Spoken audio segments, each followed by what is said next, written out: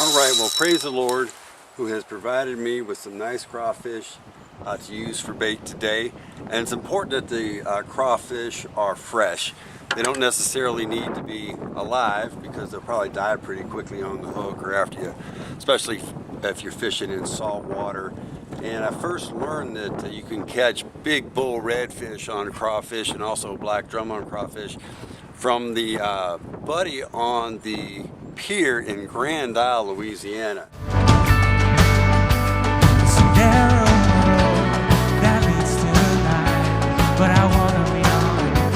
They showed up with a bunch of crawfish and expressed, hey, what are y'all doing? It's like, we're fishing with crawfish for bull redfish. Cast them out there, and a few minutes later pulled in a huge 40-inch plus bull redfish on a crawfish, and we've used them successfully for a number of species, including I won a tournament with a 30-pound black drum. We've caught real big sheephead on them. So crawfish are positive bait for saltwater species that you usually think about really liking crab. And in fact, they're our favorite bait when we can't get fresh live crab. I don't like frozen crab at all. We've never caught a redfish or a black drum on a crab that had been frozen. So if we can't get fresh crab, crawfish is our next choice, and they work really well. The way that you hook them up, this guy is still alive, as you go through the bottom of the tail, out the top of the tail, just like that.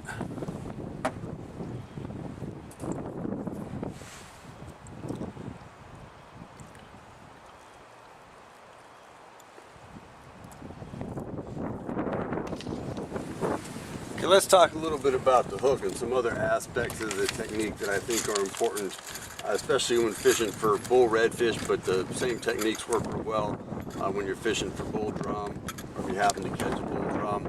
The hook that we like to use is a 7/0 Gamakatsu octopus J hook, and it's worked really well. We like it better than circle hooks. We like it better than any other hook that we've tried for bull redfish and bull drum. And just to demonstrate that hooking technique once again,